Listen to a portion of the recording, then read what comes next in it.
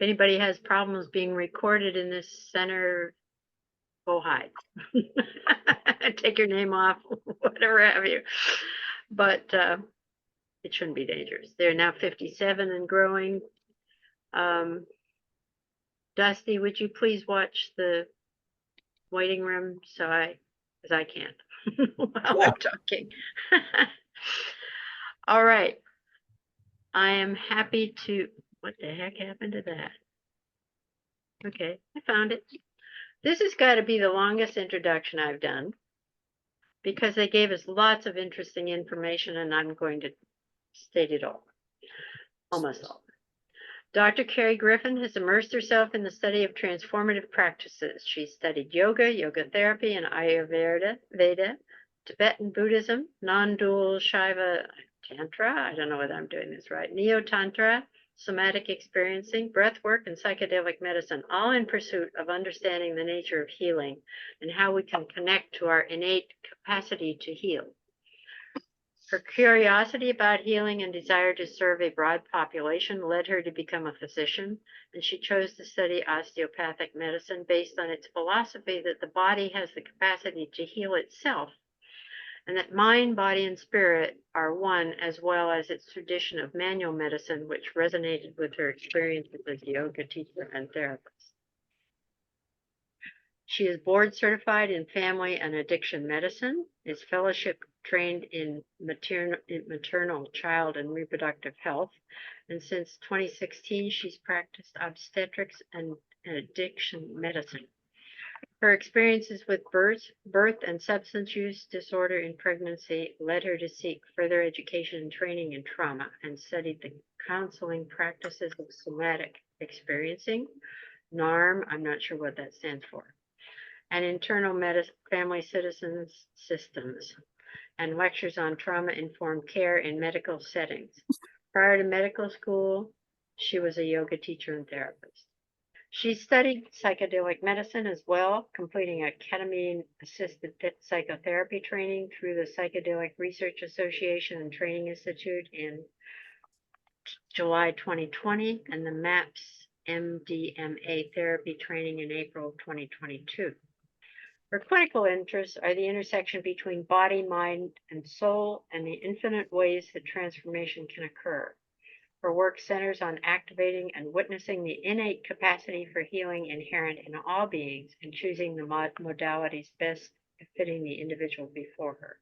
She also delivered babies for 10 years and still actively practices prenatal care and women's health, newborn care, and addiction medicine in Humboldt County, and provides these skills in a variety of settings, including a federally qualified health center, tribal clinics, and residential treatment center. Dr. Michael Fratkin, who you may recall if you were here, I don't know, 8-10 years ago, spoke to us on resolution care. He's a palliative medicine physician dedicated to the well-being of his community for nearly 30 years. Approaching life and the practice of medicine with love and respect, he's a builder, innovator, and a dreamer. He's been a transformative and provocative voice for improving the experience of people and families facing serious illness, while ensuring that the meaningful professional experiences of those providing care are held in equal importance. He previously built Resolution Care as a way to expand access to home-based palliative care to people and families coping with serious illness and sometimes approaching death. He has worked for decades in an effort to bridge the psychedelic science, psychedelic science to the care of people and their families facing spiritual challenges of serious illness, approaching death, and complex grief. He's now inspired to begin a journey at the Center for New Growth to practically bring the benefits of psychedelic therapies to those same folks, working with Dr. Griffin, an evolving nonprofit organization based at the center, and community leaders. He's specifically motivated to expand access to anyone who might benefit from these healing therapies. As a national leader focused on where psychedelic therapy meets palliative care, he's been the chair of the American Academy of Hospice and Palliative Medicine, Forum on the Safe Use of Psychedelic-Assisted Therapy, and an original board member of the Board of Psychedelic Medicine and Therapies. He remains committed to ensuring that people facing serious illness and the end-of-life issues have safe access to all therapies that might ease suffering, invite healing, and stimulate growth. We welcome you both and look forward to you telling us more about what you're doing, what brought you to this practice, and how it works. And people, they have basically said that they would appreciate if you would raise your hand if you have a question. You can put it in the chat, and we'll be monitoring that for them. You can obviously use the reaction to raise your hand. If you basically want to just interrupt, they'll tell you whether that's okay, or they may just wait and give you specific times to do that. So we look forward to this talk. It's all yours. Amazing. Thank you so much. Well, you wrote us a lot, you know. When you give us all that, it's like up to us to get it out there, right? Yeah, I'm so sorry. Now you don't have to bother doing it. Yeah, well, I apologize. I think that was my website just taken. So anyway, that was a lot about both of us. But I think more than anything, just to sort of share the heartfulness of, I think where Michael and I connect is that in some ways we're sort of unusual people to have become physicians, because we're really interested in these spaces that are liminal, these spaces that are in between. One of the things I really appreciate about having Michael in my practice is that I sort of came from the world of birth trauma, the world of substance use and trauma, and he is a palliative care physician. And so we have this really interesting dyad of my relationship to birth, his relationship to death, and the ways in which they're quite similar, where life has melted, or you're right on the edge. And at the core of psychedelic medicine, we will talk about what a psychedelic is, how they work. We really want to encourage engagement from all of you. He and I were both operating until I think midweek last week under the impression that we would be in a shared physical space. We are not. The Zoom space is a space that since COVID, I think we all know how to inhabit well. But we would really like to invite, raise your hand, unmute yourself. What's so beautiful about OLLI and the OLLI program is that this is an opportunity for shared curiosity in our community. So we want you all to engage with each other as well as us. So we'll define psychedelics, but I want to start by talking about the fact that we're both physicians who were drawn to working in non-ordinary states of consciousness. And all of this work is really connected to the idea that there's something innately powerful and healing about being in a non-ordinary state. Now, can I riff in? Can you say hi to? I just want to introduce my voice and space and the fact that I kind of am in a non-ordinary state of consciousness, and we talk about them as something that happens over there to people under extraordinary circumstances, but actually non-ordinary states of consciousness are present and available to many of us in lots of situations, sometimes under extraordinary circumstances or under the influence of a plant or a molecule of some sort, but sometimes in the observation of a hummingbird at the hummingbird feeder, or a moment of pause, or the extraordinary experience of seeing your children born or your mother die, or the sparkle of a rainbow on a drop of dew. I don't want us to think that these non-ordinary states of consciousness are uncommon or happen to somebody else.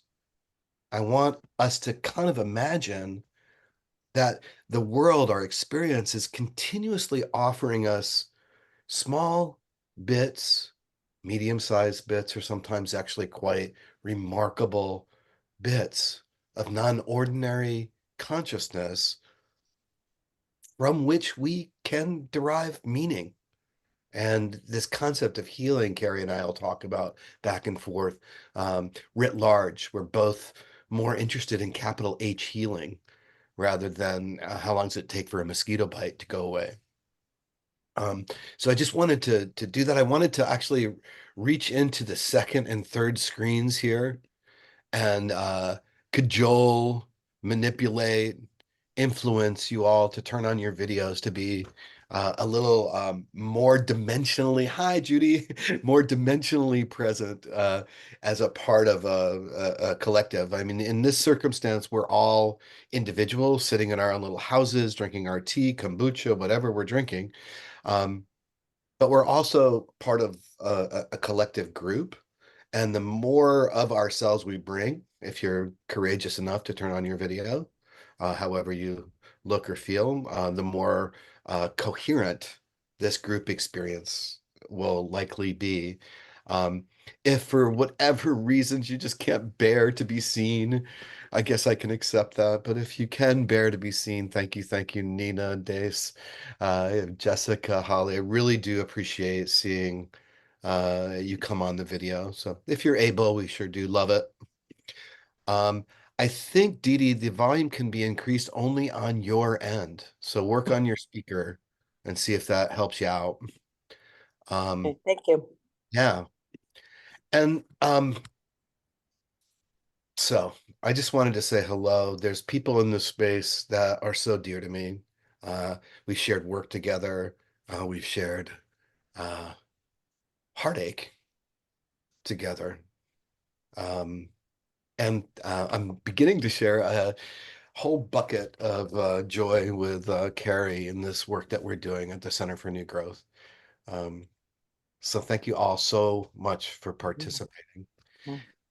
Carrie, why don't you talk a little bit about um, psychedelics as a sort of from a very high elevation view, and then ketamine in terms of how it's being used now as a legally available medication.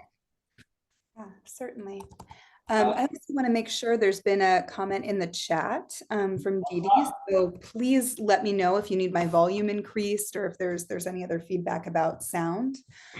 I want to echo what Michael started to name, which is just to name that a non-ordinary state of consciousness is merely different than waking consciousness, right? And there's so many different entry points that can get you to that place. That may be breath work. That may be your meditation practice. That could be dance. That could be art. That could be the moment that a poem just cracks you open and takes you to another state. So there's not only, and really I just named art and nature and movement, right? Like in big categories of ways that we can open to states that are different from our waking ways of being. And one of the ways that humanity has used for much longer, we will not get into the history of entheogenic plants in this talk, but that would be a wonderful thing. And I would join a talk if a medical anthropologist came for that, is using substances to produce a change in state. So these substances can be broad. They're substances that the world naturally produces. People, particularly, I'm originally a girl from Virginia who lived in New England and has found herself in the wilds of rural Northern California. And here, people are much more familiar with plant medicine than certainly my upbringing. But cannabis produces an altered state. Psilocybin or mushrooms, and there's many different mushrooms. And I actually think I see someone who's quite an expert on mushrooms in this room. So I will not get into every genus or species that produces those kinds of states. But psilocybin or psilocin is one of the more active components of that. There's plants from all over the world and that fall into the category of working with serotonin. So I'm actually going to zoom out really quickly and talk about psychopharmacology or pharmacology medications we use that affect your mind. And then I'm going to weave in how different psychedelic substances affect similar parts of the brain. And part of the reason that Michael and I wanted to start by acknowledging the soulfulness and the mystery of this kind of work is because that's at the core of this. I continue to think that in 20 years, I'm 41 now, I think that by the time I'm 61, we will know so much more about how these medicines work on a physiologic level. I'm confident that there's things that I have been trained to do as a physician that are equivalent to leech letting, as it were, that there's just so much more that we don't know. But I should mention, Carrie, that when I was trained 41, with leeches. I thought the same thing, and I'm 61 and overwhelmed by the vastness of the mystery that persists. Right. I thought we would be understanding more deeply, so much more about ourselves in society and ourselves in healing and medicine. So good luck with that, Carrie, when you're 61. No, I think that's great. I mean, I personally don't want the mystery to diminish at all. I think I that don't that's think you will. that it keeps It's expanding. infinite. Um, when people come, and we'll just use the sort of smaller model of coming in for a mental health condition, major depression, general anxiety disorder, PTSD. A psychopharmacologic, or using the standard medications we would use, would be assessing, does this person need more serotonin, norepinephrine, dopamine, and possibly glutamate. But those are what we truck with in the world of psychopharmacology. And medications that you're all probably familiar with through either your own experience or a loved one are things like SSRIs, selective serotonin reuptake inhibitors, SNRIs, selective norepinephrine reuptake inhibitors, antipsychotics, partially an unfortunately named group because there can be so much stigma attached to them. They really work by blocking certain dopamine receptors as well as certain serotonin receptors. So all of these medicines, we do our best. And there's other things that are mood stabilizers that I want to name that typically work with certain kinds of sodium gated channels on neurons. And it helps turn them on or turn them off in a different way. This is things like lamictal, lamotrigine, or trileptal. Those are all, this is what we're generally working with in a standard allopathic model. Now, what we know is that I briefly mentioned psilocybin, ayahuasca, certain medicines, we know increase serotonin in big, broad waves. Interestingly, psilocin attaches to a 5-HT1A receptor. Really, that's just a way of saying one kind of serotonin receptor versus what an SSRI attaches to, which is a 5-HT2A receptor. What we know is that I see so many people who come in for a consultation who admit recently with less and less shamefacedness, look, I've been microdosing with psilocybin and I'm having a totally different experience. I failed 5 SSRIs in my life. Why is that the case? And this is where some of that precision about pharmacology is something that Western medicine can't claim to have at this exact moment in time. But we are here as physicians in addition to our transformational role. So I just want to share some of this kind of physiologic underpinning.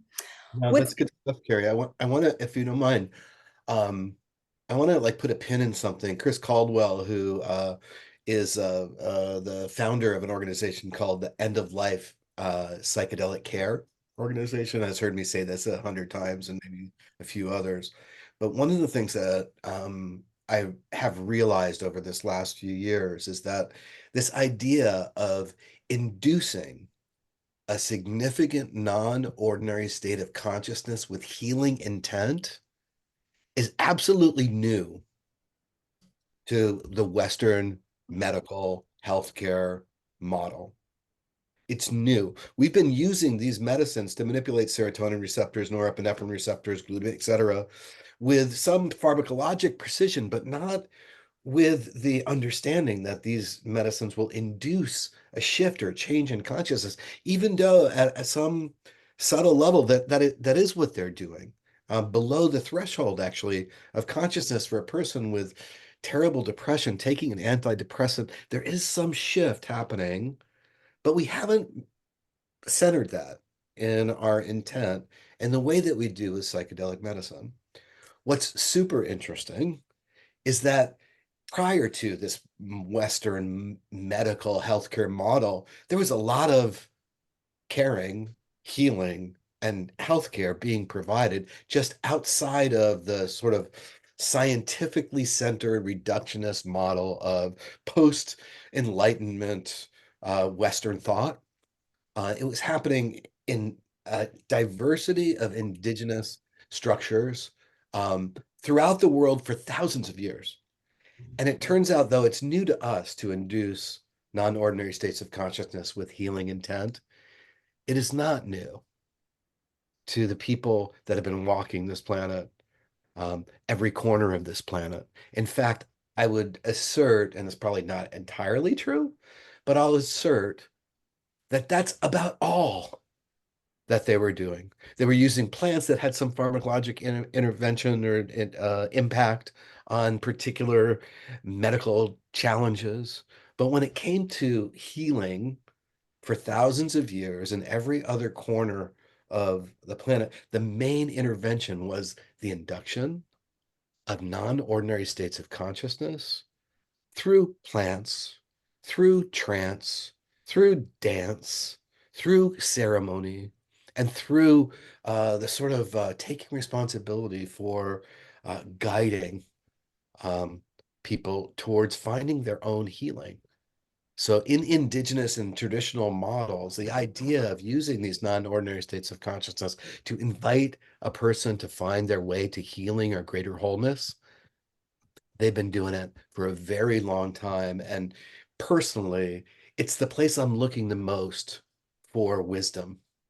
I'm very interested in the amazing neuroscience that's involved as we've kind of wrapped our Western grip around how these kinds of inducible states may be useful to people.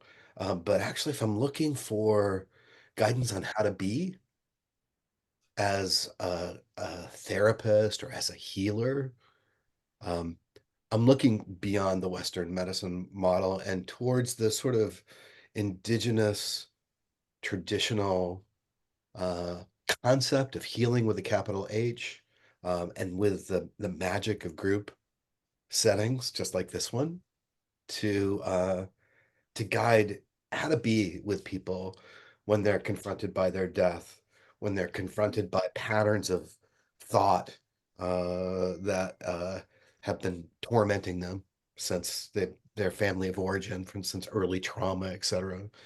Um, so yeah, so that I wanted to give that to sort of balance out the sort of pharmacological perspective on things too. The two things are both true, but it's new for us in Western medicine, and it's old and ancient in other models of healing. Go, Carrie. Okay. Relatedly, ketamine has really gotten to serve as the bridge molecule between these worlds. So because this is a group of curious academic-minded people, I'll reference that there is an anthropologist named Robbie Davis Floyd who writes brilliantly about 3 different models of medicine. And she writes about how what's really happened nowadays is we've ended up in what's called a technocratic method of practice. And additionally, there's a humanistic model, ideas around shared decision-making, having a compassionate provider who listens to you sort of fall into that realm.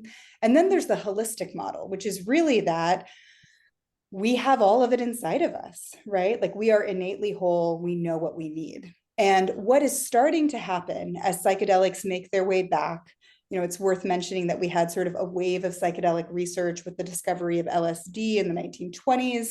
We had all of the research that happened from the 1960s until the early 1980s, when all of these substances were banned and not able to be researched until MAPS, an organization, was able to approve MDMA research. We've had these waves where these kinds of substances that are able to awaken and change consciousness have come in. What's interesting is that ketamine has been scheduled, meaning that the drug, the law enforcement part of our government has used this medicine, which is Schedule 3. Schedule 1 is something that's illegal. Schedule 2 is something like an opioid, which requires certain prescribing guidelines. Ketamine was already in use as an anesthetic. And its origin story is interesting in that it was discovered initially to be an antidote to a medicine that it's cousin to, PCP, which caused really horrendous hallucinations for people who were undergoing surgery and procedures. The idea is we were looking for a molecule that would not affect your heart rate, that would not lower the heart rate, that would not lower your respiratory rate or your breathing, but would instead keep you in an altered state so that surgical procedures could happen. Ketamine is commonly used as an intramuscular injection in battlefield medicine. So particularly in the Second War in Iraq and in Afghanistan, this was commonly used if there was an IED. Military paramedics would give you a strong injection of ketamine, which would stabilize you, not lower your heart rate so that you can get good blood flow and circulation to all necessary organs. So ketamine has kind of been this interesting little trickster in that it's kind of brought us to this place where it's available to be used, and it's opening up Western medicine to the idea of how do we broaden how we practice? How do we broaden how we think about what happens within a Western framework? Now, that being said, there's lots of different ways to use ketamine. Ketamine started being studied again for depression after a 1962 study that was done in France, actually on prisoners, and again, was actually looking for anesthesia-related effects, found that many of the prisoners, by the way, none of this would pass an ethics committee at this point in time. This is just something that happened in France in the 1960s. But these prisoners had less PTSD symptoms, they had less depression. Several of them reported having near-death experiences that cured lifelong depression. So from there began this curious path of what's happening in ketamine space that might be leading to this kind of transformative change. So we've mentioned several of these neurotransmitters pounding around the brain. Ketamine works with glutamate. So glutamate is an excitatory neurotransmitter, meaning there's some things in the brain that are accelerants and excite it and light things up. And there's some things that are brakes that kind of slow it down or are more of a depressant within the nervous system. By releasing glutamate, which it does globally throughout the brain, ketamine actually has a downstream effect of increasing the other things we talked about: serotonin, norepinephrine, dopamine. It also has been found to release a molecule called brain-derived neurotrophic factor, or BDNF. So what that means, neurotrophic, trophic is growth. So ketamine has a mechanism by which actually the dendrite, or the first part of a neuron, is able to grow new fibers. Now, let's be clear. We make this same molecule, BDNF, when you exercise, when you have sex, when you're in nature. There's lots of things about being in a non-ordinary state that can produce this molecule. We are, however, fortunate to know that ketamine is one of them. And that's part of the reason that we found that linking ketamine in either an intravenous or an intramuscular, perhaps a sublingual or an intranasal form, you have this window of neuroplasticity. Wow. So you have this opportunity for some of those deeply entrenched patterns, particularly for people with developmental trauma, where there's this deep core sense of toxic shame. You have a chance where people's consciousness can become a little bit more flexible, and they can actually perhaps start to see some underpinnings of their own wholeness underneath these deep contractions in their consciousness.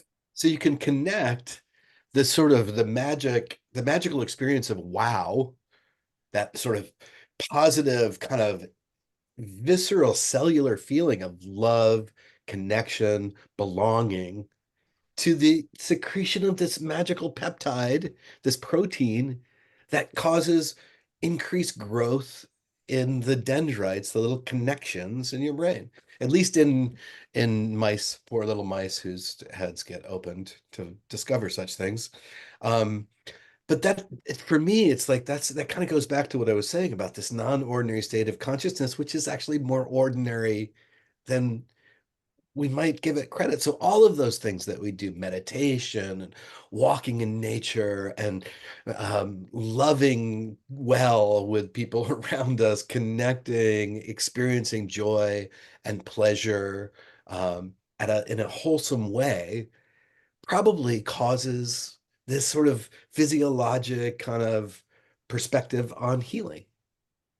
So if it feels good, do it. I have never in my experience as a physician, done stuff to people with the intent of making them feel good. The medicines that I give don't generally do that over the years. I can suppress their feeling bad. But one of the things that I discovered in working with you, Carrie, is that the experience of healing your psyche, your soul, can actually be a pleasure. Yeah. That's amazing. That's an amazing part of this particular trickster molecule, ketamine, that was sitting around on the shelf, used only by a handful of anesthesiologists for a long time. Um, when I first came along to Carrie, knocked on her door and said, let's go out to lunch and talk about this whole ketamine business.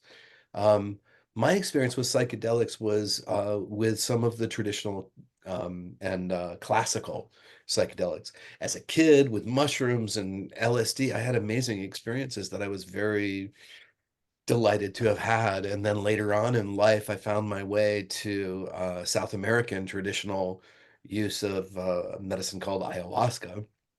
And those experiences are um, remarkable, overwhelming, filled with an extraordinary amount of content, as well as, tethered to ground by tradition and ceremony and ritual and all kinds of safety requirements to do that.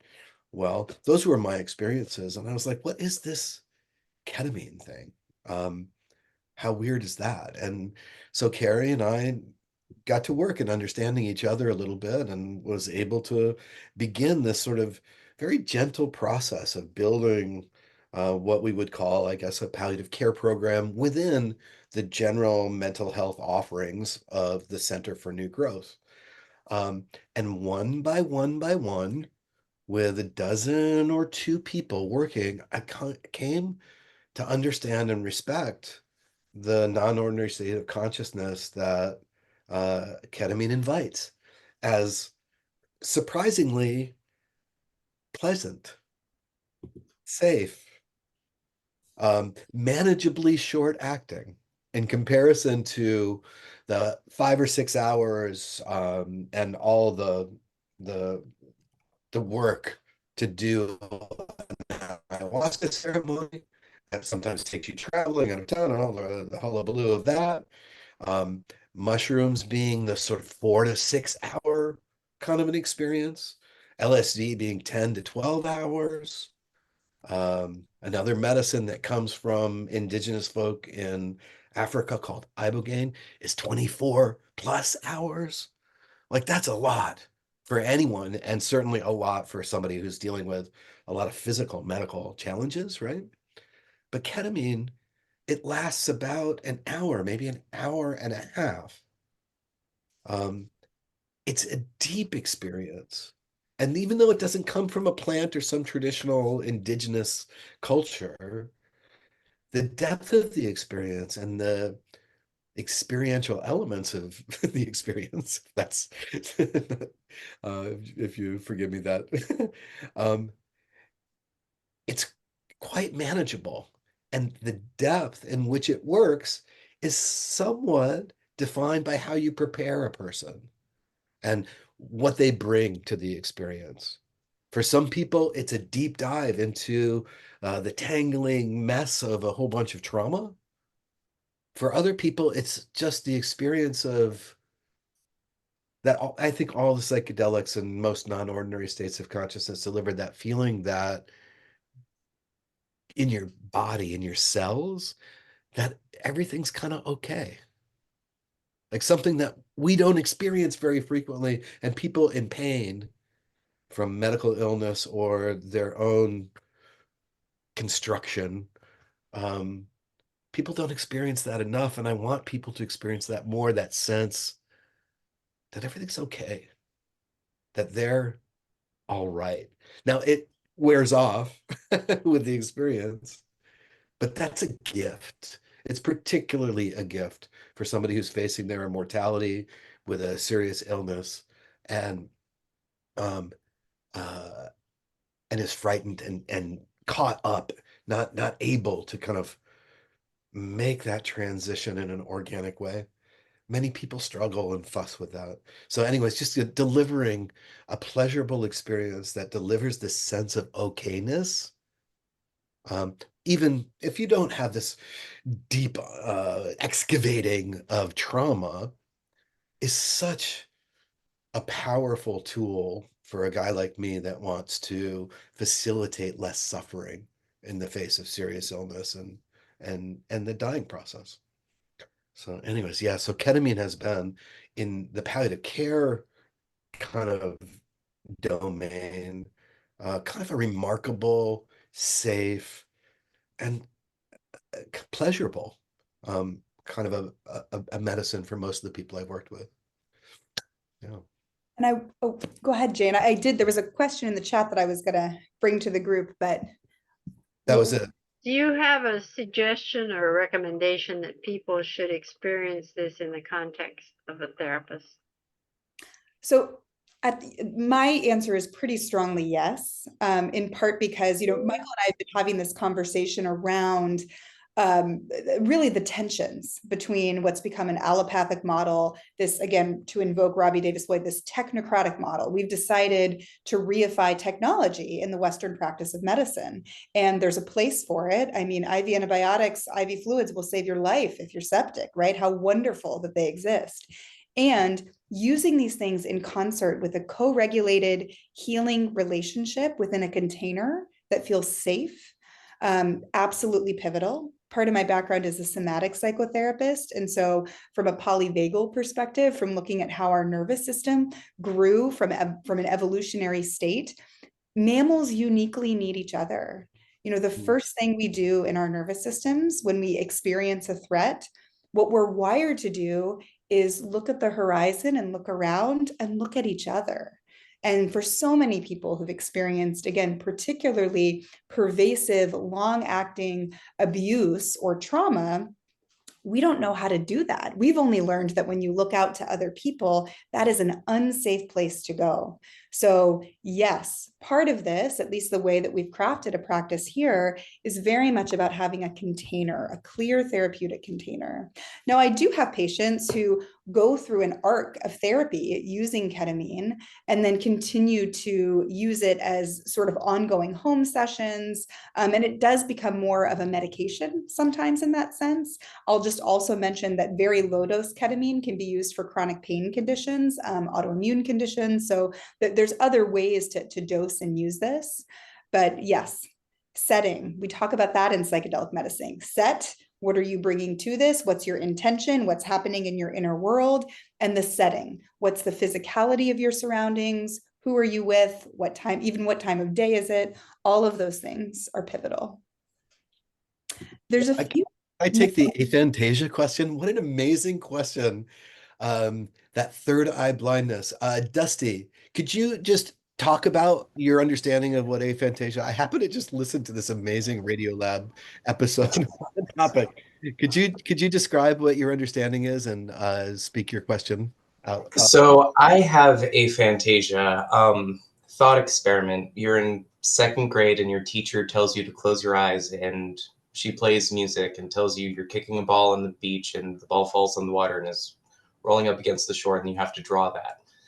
And I'm trying to assemble this very crude picture, and I thought that when someone's navigating you through this, it's, some metaphor, and that they weren't literally telling you to project this image into your mind.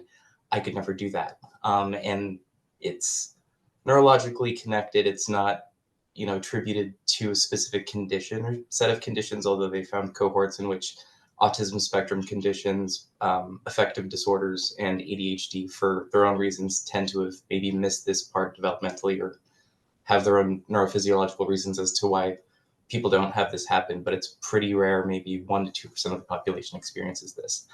And not to incriminate myself as to why I then re-experienced this into adulthood, but when I was with a group of friends and, they're seeing walls melt, and I'm like, well, I don't, and they're portraying it as you would hear something from TV describing a psychedelic experience.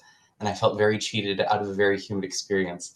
It's like, well, there's, the pharmacologic activity of something that's in your brain, and I'm feeling very like, well, inner goddess is very connected with herself, and there's that form of healing. But I noticed the differences in how people are actively engaged with their healing experience. And then there is something else that's being missed. And because I haven't known too many people who also have, aphantasia, it's like, are there treatment outcome differences? Or because there is, the, activity on 5-HT1A, 2A, or, antagonism of methyl deaspartate receptor and blocking of glutamate, like what causes that. But no matter what the receptor site, it doesn't matter. I just don't get those experiences at all. That's at most it's amazing, like Dusty. a ring of something. Yeah. Yeah, no, it's so interesting. It's so important for each of us to recognize how much diversity there is among us. Like in the things that we take for granted as the perceptual experience of being a human being, there is a broad variety of diversity in that regard. I want to, Dusty, you find me 5 more aphantasia folk, and I want to do a series of work to help understand, because I don't really understand. I couldn't possibly understand how to see the world in the way that you see the world, right? But I would love to see how you could support each other in these kinds of experiences. So one of the things that Carrie has supported me in doing, and has been doing at the center, is working with groups of individuals, using ketamine assisted therapy along the way. Um, and so working with people that can return to each other, support each other in the integration process. We'll go over preparation, session, and integration as concepts, as well as set and setting as concepts in a moment. The idea of using a group of people that relate to each other in a unique way has been central to conversations that Carrie and I have been having. For example, we've been writing grants to put 6 law enforcement officers together, 6 firefighters together. I'm working on a retreat that will bring 10 to 12 physicians together.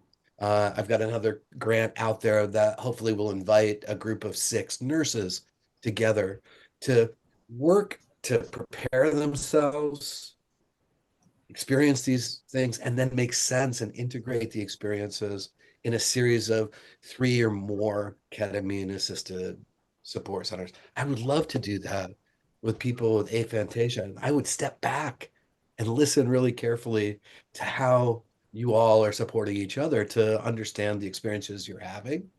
And I would listen really carefully at how they might be really quite different from what are the Fantasia folks like us, not the aphantasia. So I would, yeah, that's super fascinating. Carrie, do you have anything more to say about aphantasia?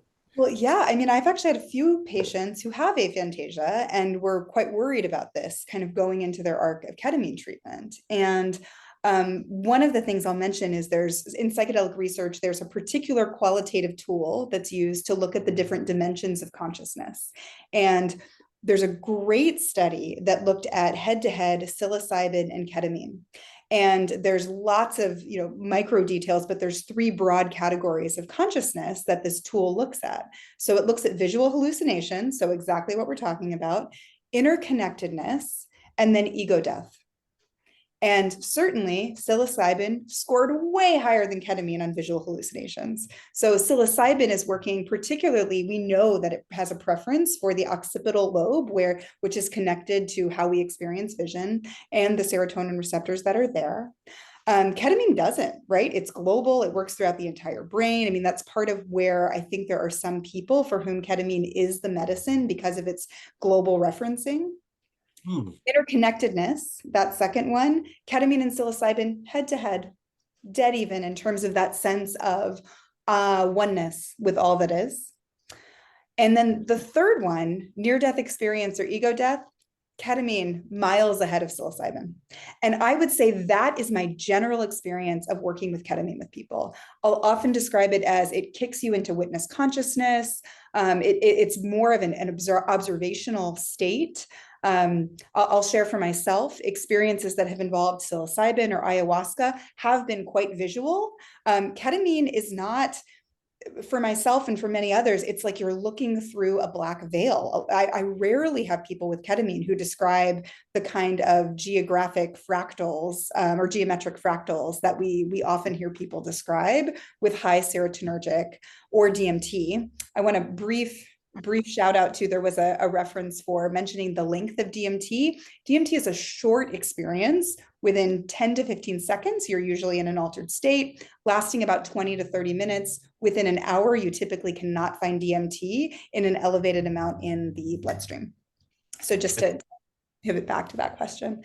But, you know, it's interesting. The first patient I had with aphantasia, what becomes so important is this epistemologic question. How do you know what you know?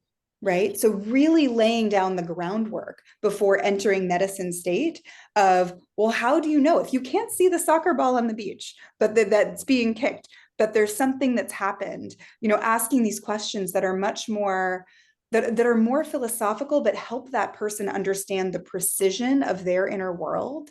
I mean, when we start to understand how we gain knowledge, how do I know that I feel relieved right now? How do I know that I am feeling interconnectedness? When we start to break that down to what the body experience it as, to what kind of affect, what kind of emotion is present, what behaviors are available, that's where you're really helping people unlock a level of, again, depth, and I use the word already, but precision. There's a precision you can develop about understanding your own consciousness and how it is a knower. And then what's amazing as you continue in your consciousness exploration is the way you know things may change. And so then you get a whole new ride of figuring out, who am I now? How is it that suddenly I'm relating to smells differently, or whatever it may be? Also, I want to name that there's so many aphantasia. There was a reference to, I don't know that it's, and I just don't know the statistics truthfully, Dusty, about the epidemiology of it. But if there's a lot of people who want to gather at the center for an aphantasia group, come on down, guys. That would be awesome. It would be so awesome. I would learn so much. That would be amazing, amazing, amazing. You know, I want to circle back to that DMT question. Because I'm not sure how many people are particularly familiar with that molecule. But dimethyltryptamine is present in plants, quite a variety of plants. And then this related compound, or sort of chemically similar compound, 5-MeO-DMT, is also found in nature, but it's found in, surprisingly, was discovered in the Sonoran desert toads as a secretion in a gland that they make. So these two medicines that are very, very similar to each other, 5-MeO-DMT and then NN-DMT, provide two very different experiences. And actually, I think it's relevant to Dusty's question in this discussion about how they might work differently. There are subtle differences and not so subtle differences between these medicines. 5-MeO-DMT seems to point in the same direction to me as ketamine, and another not very well understood as a psychedelic medicine molecule called nitrous oxide. I think they point away from that content-rich visual experience that may be difficult for a person with aphantasia to grasp, and point towards this more comprehensive, non-duality kind of experience, or a feeling of connectiveness or oneness in the universe. And DMT is a medicine that provides a very rich, content-rich experience with in ayahuasca in combination with its the second plant that's used in that brew. So they are very different medicines, even though it's just one little piece of the molecule that's made different. It may be relevant to the kind of experiences that we could offer to people with aphantasia. But I think there is a family that ketamine, 5-MeO-DMT, and nitrous oxide offer without a whole lot of perceptual distortion and content that I'd be very interested to hear how our little aphantasia group reports their experiences. Well, something that hasn't come up, and again, we invite your questions, unmute yourself, bring your voice into the space, is access. Everybody's sort of blithely nodding along as we talk about all of these substances. And I don't know if people have curiosity about how to access both ketamine-related care or other kinds of substances and other kinds of psychedelic states. I'll start by just speaking to ketamine. Which is to name that, ketamine is available to be prescribed and to take in a medical setting. It can be difficult. The medicine sessions themselves are not covered by insurances. So there is, I think, a pretty problematic hierarchy that's being set up. And there are people who are advocating for codes to be approved by the federal government's health insurance, by the Center for Medicare and Medicaid Services, so that these things can eventually be covered. But I do want to acknowledge that oftentimes this care is not wildly accessible to people, which we practice in Humboldt County. We got some humble roots, people. I mean, this is something that I think really needs to be discussed. And I just want to name that I've certainly held sensitively as we've crafted a practice in the area. To that end, for example, our practice, we are contracted with the VA. So if you're a veteran, your psychiatrist could refer you. We have just, it actually hasn't been fully announced yet, but in about 2 weeks, you'll get an email saying that we are accepting Medicare. So for people who have Medicare, which actually I'm realizing might be many people in this very virtual space with us, all of the care except for actual ketamine sessions would be covered by that insurance. But beyond that, there really isn't, and we are also opening to partnership or Carillon for our psychotherapy visits locally. But that's very uncommon. Most ketamine practices are not taking insurances because again, the actual ketamine treatment isn't and can't be covered. To that end, one of the things we've done is actually start a nonprofit arm of the Center for New Growth called the Institute for Rural Psychedelic Care. And Michael mentioned briefly in there that we have won a few grants for local people, and I can let him talk a little bit more about those. But we're hoping to build more support there so that we're able to support our community within this way. Now, what people often ask, I was actually flying back to Humboldt yesterday, and the gentleman on the plane was immediately like, what do you think? When are they going to approve MDMA and psilocybin? The federal government has not consulted me directly on this, so sadly, my voice is not immediately at the table. But there is a decision coming out on August. It should actually be the Friday of the second week of August by the FDA regarding the possibility of MDMA, which we haven't talked about directly yet, but MDMA is an empathogen. So as a molecule, it works with two things. The first thing it does is MDMA is about a 6 to 8 hour experience. The first thing it does is increase your dopamine. That first part of an MDA experience is often characterized by anxiety, maybe some rigidity in the joints. And then after that, you get a wave. There's 3 different serotonin receptors that are involved with MDMA. And there's been a large body of research devoted to using MDMA in particular to treat PTSD, but also general anxiety disorder, obsessive compulsive disorder, and treatment-resistant depression, meaning depression that has failed at least 2 different antidepressants. So there's a possibility very soon that there could be a path forward for MDMA to be approved. If it's approved, it would likely be in the same kind of context that the studies were done, which means you're with 2 therapists, typically a man and a woman. We could talk about that. The idea is that you assume that the therapists will be assuming some amount of countertransference. So this is a very heteronormative dyad, but the idea is that you have one person as the sort of father, one person as the mother figure. And it's 3 MDMA sessions with 3 integration sessions or therapy in between. So that's the thought if it were to be approved.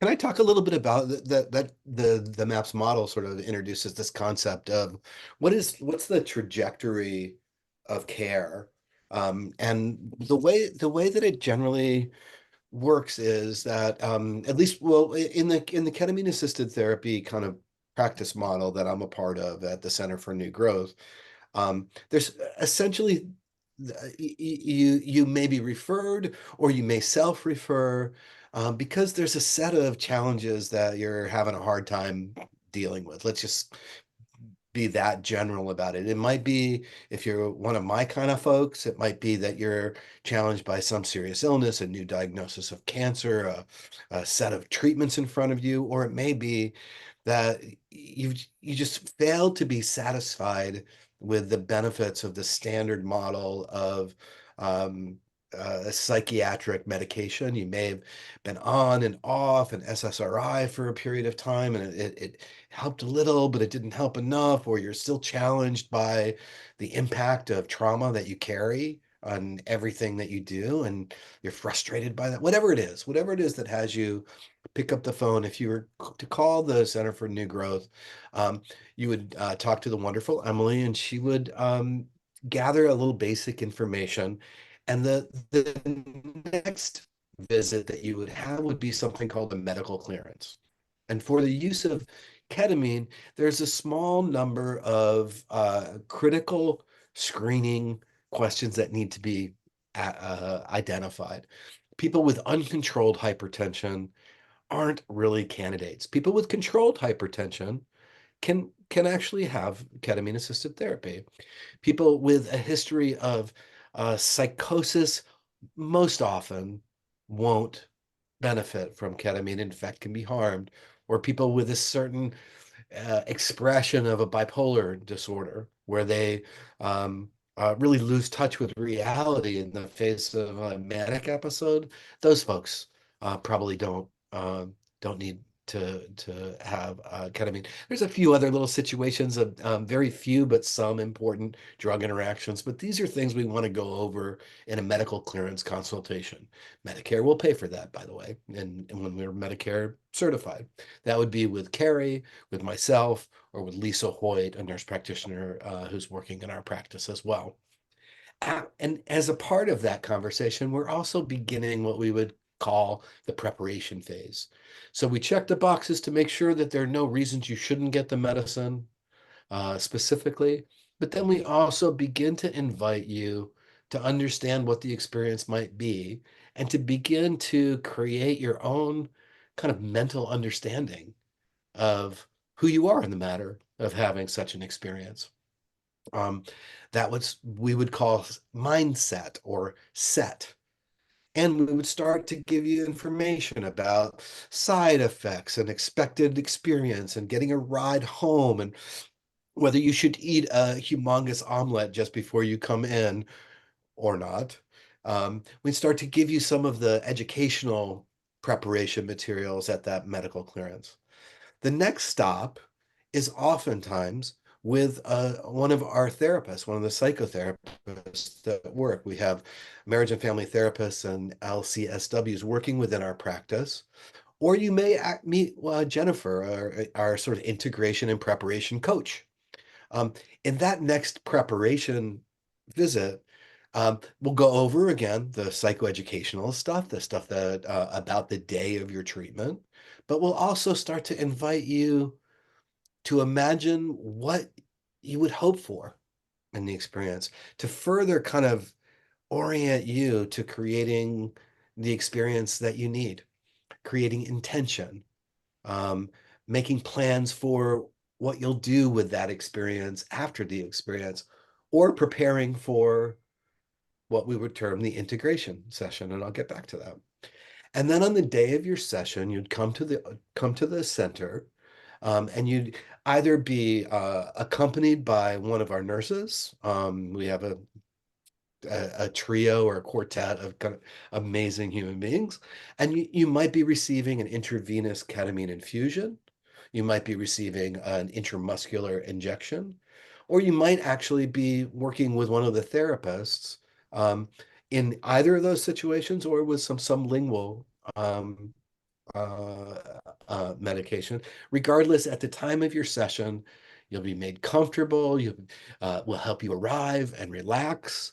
And then you'll lie down on a very comfortable and a very cozy little environment that we've created, a setting that has subdued light, some lovely artwork, pillows, and we'll um, put eye shades on your eyes and a set of personal Bluetooth controlled earphones, um, and begin your session with again some very intentionally chosen words to help you really arrive and point at what you've identified as the thing that you hope the most to accomplish in your session. And then you'll have the session.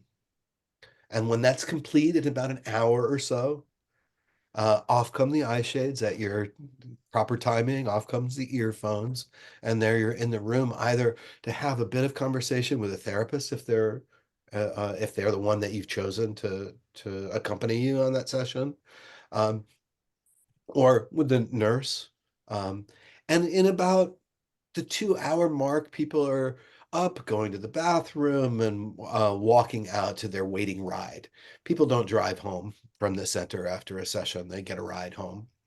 And then the next 24 to 48 hours is a very sweet spot. When Carrie was talking about this neuroplasticity phenomenon with ketamine, what's happening is that there's been an opening both at the neurochemical, neurophysiologic level, and then at the personhood level. There's an opening into what has been termed a critical period of learning.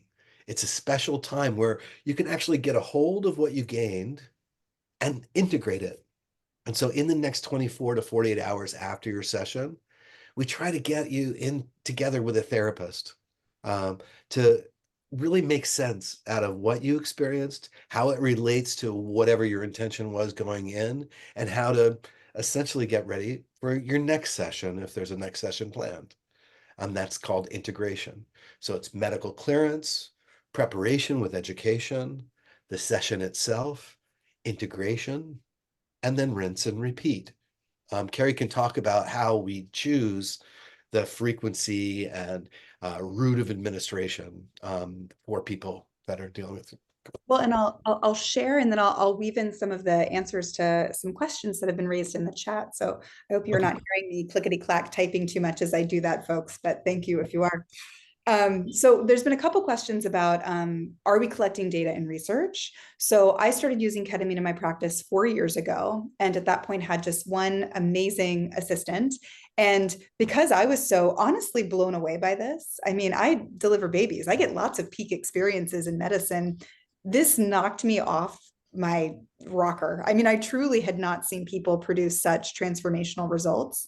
And so with her, for my first, it was about my first 9 months of patients, we did repeat screenings and found that it was about 74% improved. Now, the evidence, when you look at treatment-resistant depression and ketamine use, a couple things.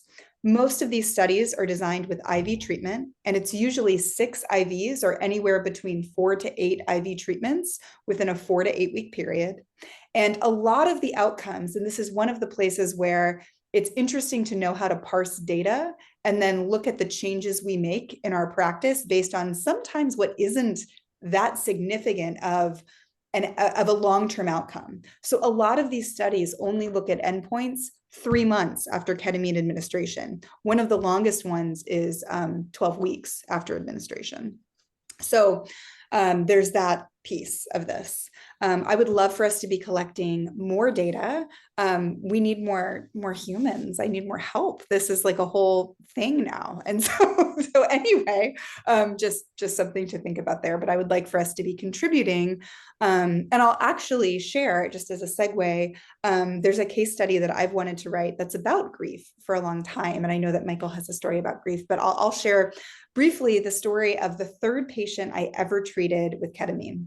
So 42 years old, native, long history of general anxiety, had been on three different medications. They'd all made her feel worse. Had a lifelong history of developmental trauma, had a history of a violent and emotionally abusive partner. But her primary reason for coming to see me is that she was a mother of 3 and her oldest child had overdosed. And his overdose was complicated by a long stay in the ICU and thoughts that he could perhaps improve.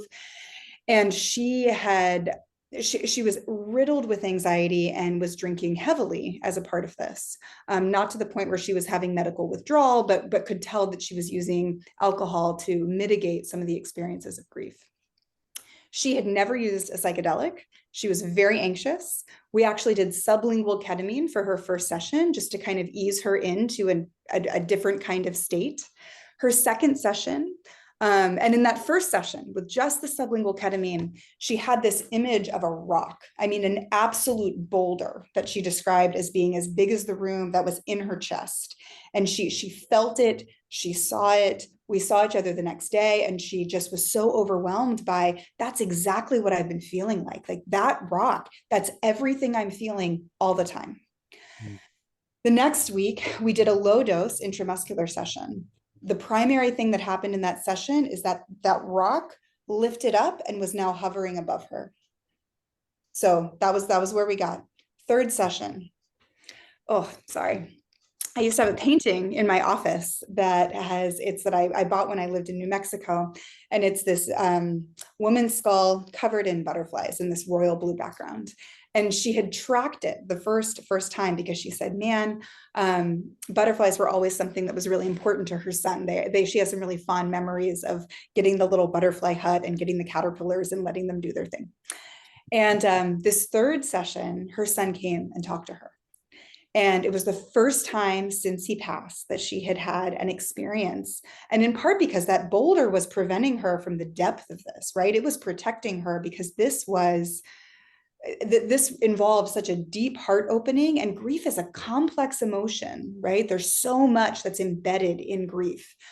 And her son came and gave her this message around, I've been here the whole time, talked a lot very specifically about the youngest child, the daughter, and some really clear messages about what she needed and what she needed to stay connected to him.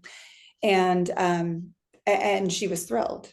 And that summer, they decided to do a ceremony for him out on the river. And one of the things that happened was that a butterfly came in this ceremony they were doing, the self-styled ceremony, and landed on the youngest child's hand and then stayed there for a long time. I mean, this is what I mean. This was wild and beautiful and symbolic. And this is not a short story I wrote. I mean, this is this woman's real lived experience. And yes, there's science and molecules, but there is mystery and magic and a level of soulfulness. She often comes in for a maintenance treatment. Speaking of maintenance, right around the time, often about a month before the anniversary of his death. And that was when I just knew. I was like, this is part of what I want to do in the world. This is midwifery and birth in a different way. And I feel so, I just had an amazing session this morning, actually, with someone who realized that all of their rage is actually just raw power and they just need to renegotiate it. And I actually had that session, did a brief walk around the block, and then came into here and was just reflecting on, just marveling with awe and gratitude that that these are the ways that I get to be with people now. So thank you. Story. No, there's been, I've been drawn to caring for people facing their death for such a very long time because, maybe a third of people facing their death kind of have this sort of organic, emergent healing process. I'm looking at the folks that I know who are related to hospice and my relationship to the folks in Southern Humboldt. And I think part of what draws those of us that work with people at the end of their life is just that marveling, that being next to this sort of organic healing of self that happens for some people. It doesn't happen for everyone. For a number of people, they're clogged up, they're stuck, they're lacking in resources. They're tangled inside of all of their trauma, their substance abuse, their mental health issues, whatever it is. But partly what draws us is that sometimes it just unfolds, where the things that are in a person's way just fall away as they get closer and closer to death. And around them, there's this energy that permeates the space and their families and the people around them. And that healing energy magically creates healing for those that are not facing the end of their life, but gives them the value of a person coming to realize that everything's okay, even in the face of their death, right? So the story I was going to tell is a little shorter, but it has to do with some of the work that I've been doing at the clinic. So I was referred a woman from one of the palliative care programs in our community, and through generous donations to the Institute of Rural Care, we were able to provide free of charge to this woman who lived in a very tiny little box in Eel River Valley. She was extremely overweight and bedbound, essentially, with wounds and troubles that way. She had heart failure and breathing problems, requiring a device to help her when she even took a nap in the daytime. And she was upset and anxious and depressed, despite all the best manipulations of the typical psychopharmacologic entities. Um, Her social worker recognized, though, a certain uh, a certain possibility, like he really wanted to provide her with some relief. And when I went to meet her in her little box of a house in the Eel River Valley, um, she told me about the sort of sequence of uh, traumatic loss and grief that she was continuously ruminating about. Her son had died in his early 20s of an overdose. Mother had died in a chaotic uh, process of suffering recently, and her father had died similarly. And it was all caught up with all this family of origin trauma stuff and everything else. And she just couldn't seem to escape the bounds. It was like a hall of mirrors for her. She was like trapped inside of um, this kind of process. So she had no joy in her life. She had lots of people that loved her, but she was stuck in this little house. The only time she ever left the house was to go to get her wounds work on, or to go to the doctor. And that was a huge burden for her. So we provided her with three experiences. And the first experience, she was like, her report was, wow, this is unlike anything I ever imagined. At least for the moment, I felt okay. And the second one was, I was on a river, um, not a river of water, a river I could see, um, but I felt like I was moving down a river and I could experience my son, my mother, and my father at the side of the river. And then she came forward. And then the third experience, after some discussion, I was like, address them, ask them for what you want from them. And in the third session, she asked them if she could have more space, more oxygen to breathe, if if they could grant her the room to live with their presence, but to have more room to live her life again. And what she experienced was an understanding from, in like instantaneously, they spoke to her and granted her all that space and said, that's exactly what we've been waiting for you to take the space to reestablish your own living. And she cried and cried and cried. And in follow up with her, that's what she experienced, that lifting of that boulder on her chest, or the contraction of the little box she lived in. And over the course of the next few months, she was free of overwhelming depression and anxiety. And she started to, well, she'd been losing weight with the help of some Ozempic. And she was working harder with physical therapy and getting out and going to lunch once a week with her remaining children, who were delighted at her kind of the weight coming off of her, literally and figuratively.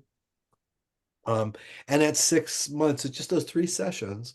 And at 6 months, I recently just got word that she's doing great, and remains really grateful for the experience that we were able to provide, as well as for the experience that she's having now and a newfound life. Now, her life is short. She's not likely to survive many years, but she is likely to thrive in the time that she has left. So that's my story about grief. I don't know who, I can't remember who asked it, but I wanted to share. Thank you. Yeah. We're sort of moving into our final minutes together. And I'm curious, again, clearly you don't have to worry about silence if you hand Michael and I a microphone, but are there other people who have questions, concerns? Is there, yeah, what's been like stuck in your throat that you really want to name? Bonnie. Well, I was curious because years ago, I worked in community mental health in San Francisco, and I worked with people who were called psychotic and who were on heavy doses of medication. And I had very mixed feelings about that. And years ago, through OLLI, I taught a class called The Link Between Art and Madness. And then I taught another class called Psychosis versus Spirituality. And I'm just wondering how you view what people with who are called psychotic, but who have all these incredible visions. And you know, of course, back in the day of Lang and Diabas's house in San Francisco, at Diabas's house, they wanted to work with first break schizophrenics, to let them go through their process and go through the experience of healing without medication. And it worked quite well with a lot of people. And so I'm just really curious as to, because of what you said earlier about people not wanting to work with people or not being able to work with people with ketamine who are deemed psychotic, like how all that kind of fits together for you. I mean, Bonnie, you literally wrote the book on this in many ways, but I will just share with you my own awareness. I mean, a really pivotal part of my own life has been working with a Jungian man who's also a shaman in New Mexico. And so and I'll mention one of our board members for the Institute for Rural Psychedelic Care is Dr. Roy King.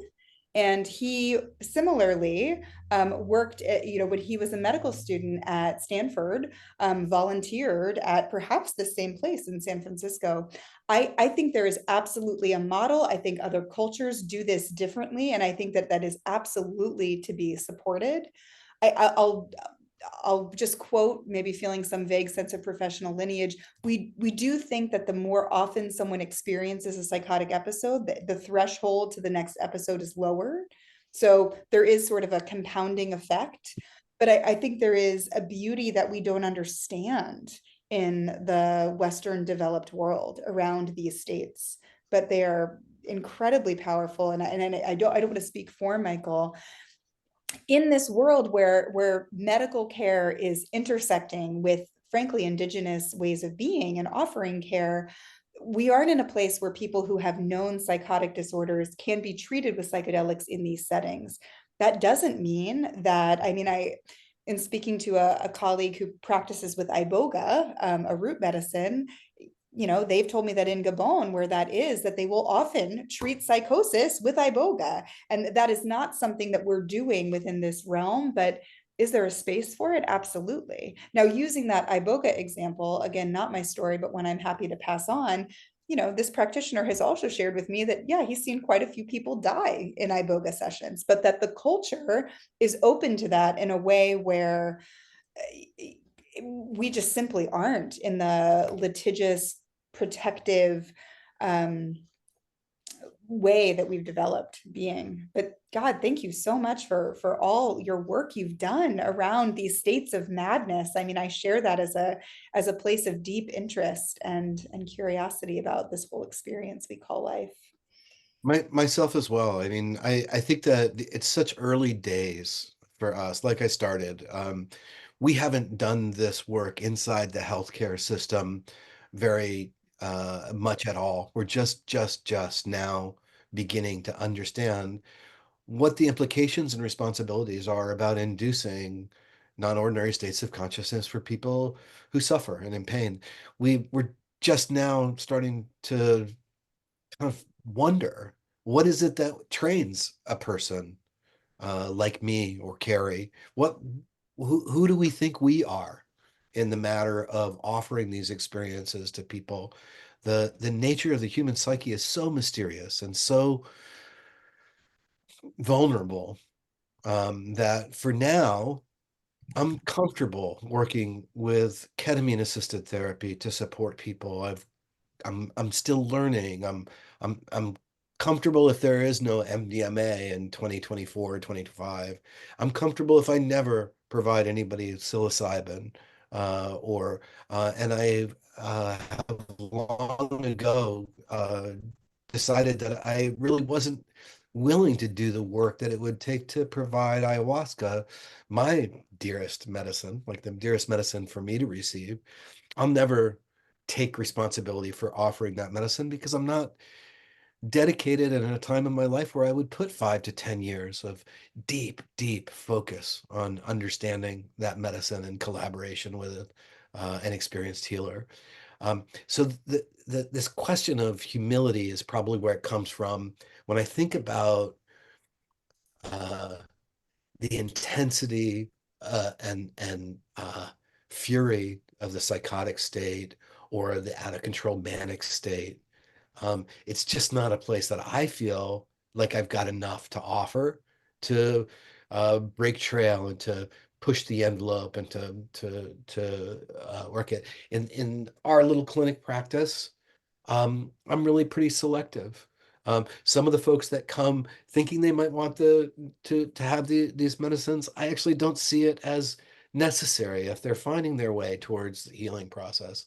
Other folks who are stuck in a medical dilemma or in the period of time before their death, for some of the reasons that Carrie actually spoke about, ketamine is perfectly well suited for people that are bound up around the process of dying and their death anxiety and those things. Um, but I think it's kind of a nice place to wrap up. Um, there are many people in the space that are very willing to push the envelope. They're enthusiastic. They think psychedelics are the next best thing, the magic bullet, the everything else. I'm not one of those. I think that this kind of work is so fresh and new inside of our healthcare system, and the idea of serving these experiences up to others is so new to me that being humble and refined in who we offer it to, how we offer it to people, seems very important. Very important. So Michael, how do you go about triaging people? In other words, I determining. talk to them, Jane. Wow, Guess what? okay. I talk to people. So one calls the office up on the phone and says, "Hi, can I have an initial consult to determine whether this would be pertinent for me?" So People- How does several it of work? Yeah, Hmm? so you call our office or you submit a form online. And there are some questions that we have our coach and our administrative team will reach out and they will ask if you have a history of psychosis or schizophrenia or schizoaffective. And they'll tell you if that's the case, you're unlikely to be offered treatment, but you could still be scheduled for a medical clearance. And then we walk through what the cost is, how this typically unfolds, and answer any questions. But there are some screening questions when you call. Do Yeah. you ever have any people who volunteer to work with you? We have a lot of people. I mean, we're blessed in that we've had a lot of people who want to volunteer and do things with and for us. I think what's been trickier is trying to figure out projects for people to do, and that's one of the benefits of having the center. So excuse me, the Institute for Rural Psychedelic Care, is that we do have some grant projects and research projects that are pending. We also have, you know, there's been this desire to have someone show up and volunteer, like a peer driver program, you know, because that can sometimes be the biggest barrier. People want to come in for sessions but don't have a driver. Can And yeah, so peer drivers, and then we're doing some community outreach work with some what we're calling consciousness cafes, where we're getting together and raising money and having like spectacular conversations around things related to psychedelics and consciousness. So heads up, if you sign up for the newsletter at the Center for New Growth, that will help get you connected. If you, some of you are already on that, but that will give you connected to those activities. And if I was to wish for volunteers, I would be, as I'm currently the president of the Institute for Rural Psychedelic Care. My biggest project going forward in the next 6 months is raising money so that we can provide care to people on the basis of their need and not on the basis of their ability to pay.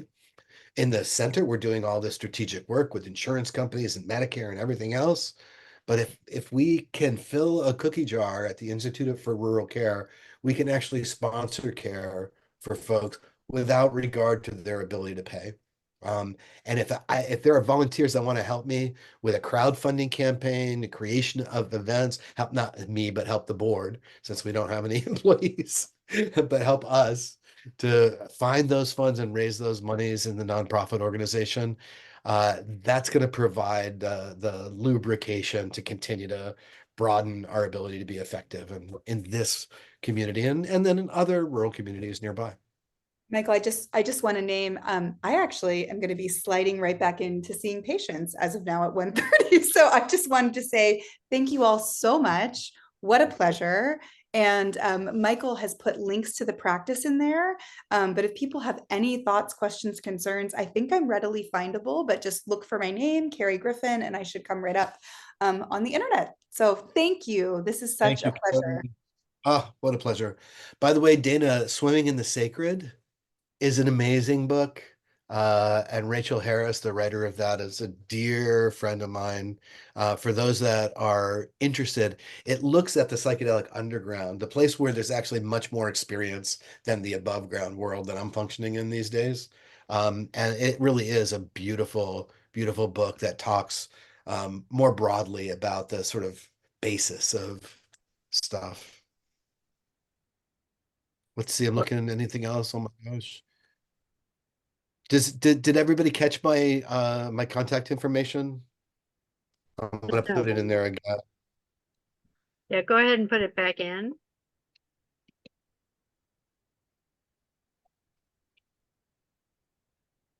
Well, you have lots of people thanking you ever so much, both of you, for participating here, and possibly we should discuss this again at more depth with more ways of investigating what's going on, and as It's research comes forth that we can understand better how to intervene in various and sundry conditions. I just want to say before we cut is just thank you so much, each and every one of you. Some of you I have a relationship with now. Some of you I'm likely to have a relationship with later.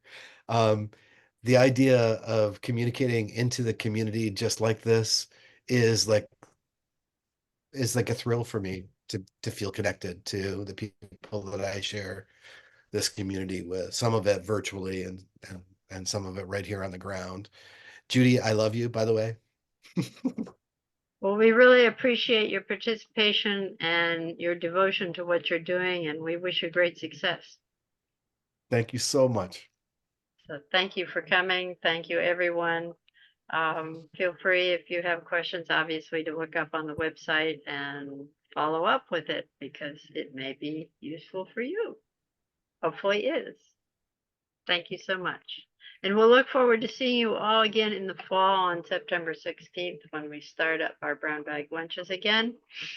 And we have 11 more scheduled, so we always try to keep you informed and entertained. And if you have suggestions for things we should do in the future, when you get your weekly newsletter, there's a proposal form there. You can hit on and put a proposal in if you'd like, or you can contact me directly. janepwoodward@aol.com, and send me your ideas. Love to hear from you always. Have a wonderful summer, and we'll look forward to seeing you.